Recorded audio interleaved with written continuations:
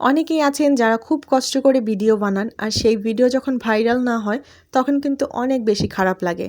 কিন্তু আমরা কিন্তু জানিও না যে কী কারণে আমাদের ভিডিওগুলো ভাইরাল হচ্ছে না, কী কারণে আমাদের ভিডিওগুলোর রিচ বাড়ছে না। তো এই জিনিসগুলো আসলে না জানলে ক্রমাগত সেই ভুলগুলো আমরা কিন্তু বারবার একইভাবে করে যাই, কিন্তু আমরা আসলে বুঝতেই পারি না কোন কারণে আমাদের এই সমস্যাগুলো হচ্ছে।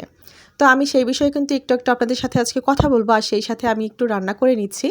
তো আজকে কিন্তু খুব সহজ একটা রান্না করছি, খুব বেশি ঝামেলার কিছুই না। এখানে আজকে লাউ ভাজি করব, আর তাও চিংড়ি মাছ দিয়ে। তো একদম গুঁড়া চিংড়িটা দিয়েই কিন্তু আমি বিভিন্ন ধরনের ভাজি, উস্তা ভাজি বা লাউ ভাজি, যে ভাজিটাই করি না কেন, চিংড়ি মাছ যেটা একদম ছোট সাইজের আছে সেটা খুবই ভালো লাগে আমার কাছে বড় মাছ থেকে। তো আজকে গুঁড়া চিংড়ি দিয়ে তারপরে একদম চিকন করে লাউ আমি কেটে নিয়েছি, যেটা ভাজি করব। তো তার সাথে সাথে আপনাদের সাথে একটু গল্পও করব।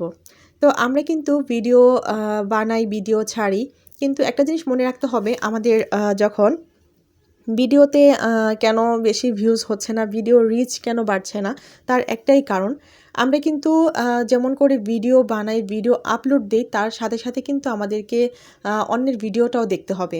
কারণ ফেসবুক থেকে কিন্তু এটাই বলা হয়েছে যে অন্যের ভিডিও বেশি বেশি করে দেখতে হবে, তাতে একটা করে ভালো কমেন্ট করতে হবে, এবং তার অন্যের ভিডিওতে যারা কমেন্ট করেছে সেই কমেন্টের রিপ্লাইও দিতে হবে।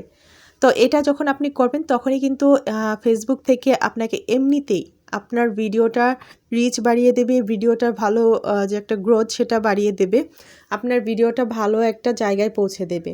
এটা কিন্তু আমাকে করতে হবে না, অন্য কারো কাছে এটা চাইতেও হবে না যে আমার ভিডিওটা আসলে ফলো দিয়ে দেন, আমার ভিডিওতে একটা লাইক দিয়ে দেন। এটা কিন্তু আপনার ফেসবুকেই আপনাকে ভালো একটা পর্যায়ে নিয়ে যাবে যখন আপনি এই কাজগুলো ঠিকঠাক করবেন।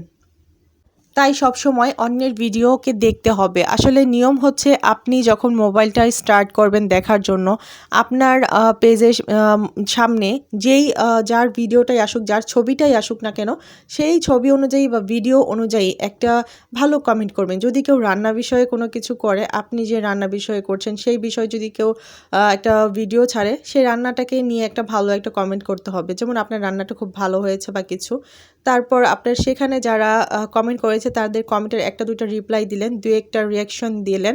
তো এটা করলেই হবে কি, লাভ রিয়েক্ট দিয়ে দিলেন, এতে করে আপনার ভিডিওর দেখবেন রিচ অনেক অনেক গুণ বেড়ে যাবে।